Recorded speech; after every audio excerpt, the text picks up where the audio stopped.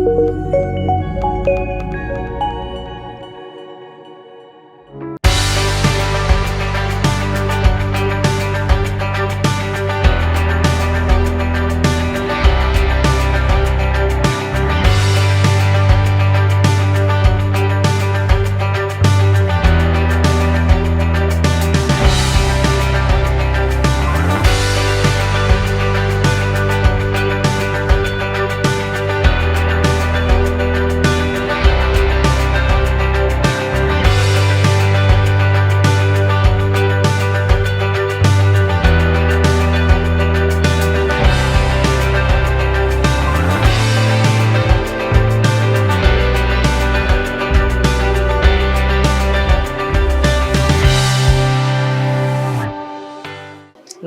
ಎಲ್ಲ ನನ್ನ ಮೀಡಿಯಾ ಸ್ನೇಹಿತರಿಗೆ.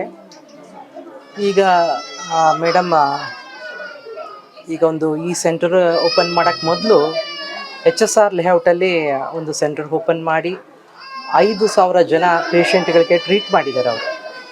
ಸೊ ಅವರು ಅಲ್ಲಿ ಒಂದು ಒಳ್ಳೆ ರೆಸ್ಪಾಂಡ್ ಇದ್ದು ಒಳ್ಳೆ ರೀತಿ ಅವರು ಟ್ರೀಟ್ ಮಾಡಿ ಈ ಫರ್ಟಿಲಿಟಿ ಸೆಂಟರಲ್ಲಿ ನಿಜವಾಗ್ಲೂ ತುಂಬ ಮಹಿಳೆಯರಿಗೆ ಸಂತೋಷ ಆಗಿದೆ.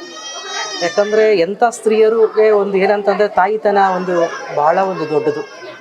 ನಿಜವಾಗ್ಲೂ ಅದೊಂದು ಇಟ್ ಇಸ್ ಸಮಥಿಂಗ್. ಈ ಪ್ರಪಂಚ ಇರೋದೇ ತಾಯಿ ಮಡ್ಲಲ್ಲಿ ಮಕ್ಕಳು ಅಂತ. ಸೊ ಅದನ್ನು ಅವರು ಯಾಕಂದರೆ ಪ್ರತಿಯೊಂದು ಆ ತಾಯಿ ಈಗ ಆಗಬೇಕು ಅಂತ ಎಷ್ಟೋ ಹೆಣ್ಮಕ್ಳಿಗೆ ಆಸೆ ಇರುತ್ತೆ. ಸೊ ಅದನ್ನು ಪರಿಪೂರ್ಣ ಮಾಡ್ತಿದ್ದಾರೆ ಮೇಡಮ್ ಅವರು. ಸೊ ಅದು ಭಾಳ ಸಂತೋಷ ಆಗ್ತಿದೆ. ಸ್ನೇಹಾ ಶೆಟ್ಟಿ ಅವರು ಮತ್ತು ಅವ್ರ husband made for each other couples ಅವರು. So madam is treating in a very good way. ತುಂಬ ಚೆನ್ನಾಗಿ ಟ್ರೀಟ್ ಮಾಡಿ ಈಗ 5,000 ಪೇಷಂಟ್ ಟ್ರೀಟ್ ಮಾಡಿದ್ದಾರೆ ಅಂದರೆ it's very good and very blessed thing. So ಇದು ನಮ್ಮ ಮಹದೇವಪುರ ಕ್ಷೇತ್ರದಲ್ಲಿ ಊಡಿಯಲ್ಲಿ ಈ ಸೆಂಟರ್ ಓಪನ್ ಮಾಡಿರೋದಕ್ಕೆ ನಮ್ಮ ಕ್ಷೇತ್ರದಲ್ಲಿ ಮಹಿಳೆಯರಿಗೆ ಯಾರ್ಯಾರಿಗೆ ಸ್ವಲ್ಪ ಪ್ರಾಬ್ಲಮ್ ಇದೆಯೋ ಅವರು ಬಂದು ಇಲ್ಲಿ ಟ್ರೀಟ್ಮೆಂಟ್ ತಗೋಬೋದು ಮತ್ತು ಅವ್ರಿಗೆ ಒಳ್ಳೆಯ ಮಗು ಪಡಿಬೋದು ಅಂತ ಹೇಳ್ತೀನಿ. ಈ ಸೆಂಟರ್ಗೆ all the best and congratulations. Thank you. ಈಗ ಇತ್ತೀಚಿನ ದಿನದಲ್ಲಿ ನಾವು ತುಂಬ ಜಾಸ್ತಿ ಫರ್ಟಿಲಿಟಿ ಪ್ರಾಬ್ಲಮ್ಸ್ ಅಂತ ನೋಡ್ತಾ ಇದ್ದೀವಿ. ಅದನ್ನು ಕಂಪೆನ್ಸೇಟ್ ಮಾಡೋಕ್ಕೆ ಇಷ್ಟು ಜಾಸ್ತಿ ಫರ್ಟಿಲಿಟಿ ಸೆಂಟರ್ಸ್ ಆ್ಯಂಡ್ ದೆನ್ ಇಷ್ಟು ಅವೇರ್ನೆಸ್ ಕಾರ್ಯಕ್ರಮನೂ ನಾವು ಈಗ ಇತ್ತೀಚಿನ ತುಂಬ ಜಾಸ್ತಿ ನೋಡ್ತಾ ಇದ್ದೀವಿ. ಸೊ ನಮ್ಮದು ಯಾಕೆ ಡಿಫ್ರೆಂಟ್ ಇದೆ, ಏನು ಸ್ಪೆಷಲ್ ಅಂದರೆ ಇಲ್ಲಿ ಬರೀ ಮಾತ್ರೆ ಕೊಟ್ಬಿಟ್ಟು ಟ್ರೀಟ್ಮೆಂಟ್ ಕೊಡೋದು ಅಂತಲ್ಲ. We have a holistic treatment. ಅಂದರೆ ಈಗ ನೀವು ಇಲ್ಲಿ ಬಂದರೆ ನಿಮ್ಮದು ಸೈಕಲಾಜಿಕಲಿ ತುಂಬ ಸ್ಟ್ರೆಸ್ ಆಗಿ ಇರುತ್ತೆ ಇದು ಫರ್ಟಿಲಿಟಿ ಸಮಸ್ಯೆ ಅಂದ ತಕ್ಷಣ. ಸೊ ಬಂಜೆತನ ಅನ್ನೋದು ತುಂಬ ಕ್ರೂರವಾದ ಪದ. ಸೊ ಅದನ್ನು ಟ್ರೀಟ್ ಮಾಡೋಕ್ಕೆ ನಾವು ಸೈಕಲಾಜಿಕಲ್ ಕೌನ್ಸಿಲರ್ಸ್ ಇದ್ದಾರೆ, top doctors fertility doctors team ಇದೆ, ಟಾಪ್ ಎಂಬ್ರಿಯಾಲಜಿಸ್ಟ್ ಇದೆ, state of the art facilities ಇದೆ. ಜೊತೆಗೆ we give diet counselling and acupuncture treatment.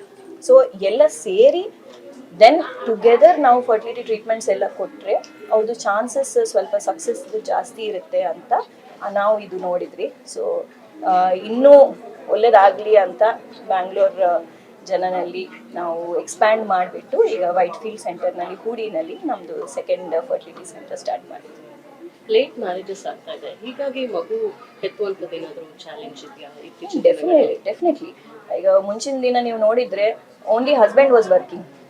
ಈಗ ಎಲ್ಲರಿಗೆ ಮದುವೆ ಆಗ್ಬೇಕಂದ ತಕ್ಷಣ they want wife also working women ಇದ್ದರೆ ಚೆನ್ನಾಗಿರುತ್ತೆ ಅಂತ.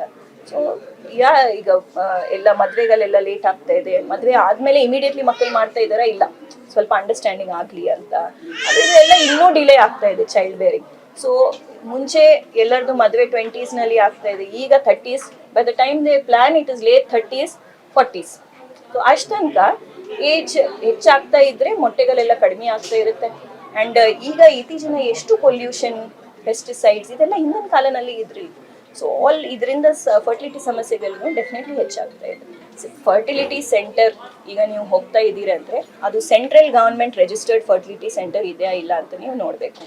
ಎರಡನೇದು ಅವ್ರಿಗೆ ಎಕ್ಸ್ಪೀರಿಯನ್ಸ್ ಇದೆಯಾ ಅಂತ ಚೆಕ್ ಮಾಡಬೇಕು. ಮೂರನೇದು ಕಾಸ್ಟ್ಲಿಯಾ ಅಂದರೆ ಈಗ IVF ಸೆಂಟರ್ಸ್ ಅಂತ ಇರುತ್ತೆ. Brics fertility is not IVF centre, Brics is a fertility centre. So ಎಲ್ಲರಿಗೆ IVF ಮಾಡಬೇಕು ಅಂತ ಇರಲ್ಲ. ಸ್ವಲ್ಪ ಜನಕ್ಕೆ ನಾವು ಜಸ್ಟ್ ಮೆಡಿಸಿನ್ಸ್ ಕೊಟ್ಬಿಟ್ಟು ಬೇಸಿಕ್ IUI ಮಾಡಿದರೆ, ಇಲ್ಲ ಅವ್ರಿಗೆ ಬರೇ ಕರೆಕ್ಟ್ ಟೈಮ್ನಲ್ಲಿ ಯಾವಾಗ ನೀವು ನ್ಯಾಚುರಲ್ ಆಗಿ ಟ್ರೈ ಮಾಡಬೇಕು ಅಂತ ಮಾತ್ರೆ ಕೊಟ್ಬಿಟ್ಟು ಕೌನ್ಸಿಲ್ ಮಾಡಿದ್ರೇ ಸಾಕಾಗುತ್ತೆ. ಸೊ ಎಲ್ಲರಿಗೆ ಎಲ್ಲ ಟ್ರೀಟ್ಮೆಂಟ್ ಕೊಡಬೇಕು ಅಂತ ಏನು ಬೇಕಾಗಲ್ಲ. ಸೊ ಕಾಸ್ಟ್ ಅನ್ನೋದು ಪ್ರಾಬ್ಲಮ್ ಮೇಲೆ ಡಿಪೆಂಡ್ ಆಗುತ್ತೆ. ಸೊ ಅದರ ಪ್ರಕಾರ ಇರುತ್ತೆ. ಆ್ಯಂಡ್ ಡೆಫಿನೆಟ್ಲಿ ನಮ್ಮದು ಲೋ ಕಾಸ್ಟ್ ಟ್ರೀಟ್ಮೆಂಟ್ಸ್ನೂ ಇದೆ, ಆ್ಯಂಡ್ EMI ಫೆಸಿಲಿಟೀಸ್ ಅದೆಲ್ಲನೂ ಅವೈಲೇಬಲ್ ಇರುತ್ತೆ.